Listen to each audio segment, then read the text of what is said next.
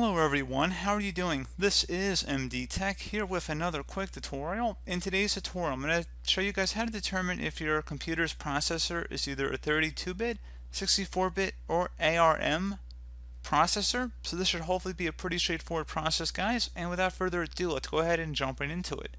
So all you have to do is open up the Start menu, type in Settings, select the Settings button, select System on the left side, and then scroll down on the left side until you get to About. Just left click on that. And on the right side here, it'll tell you underneath System Type, it'll tell you what version operating system as well as your processor. So pretty straightforward process here, guys. Do hope that I was able to help you out, and I do look forward to catching you all in the next tutorial. Goodbye.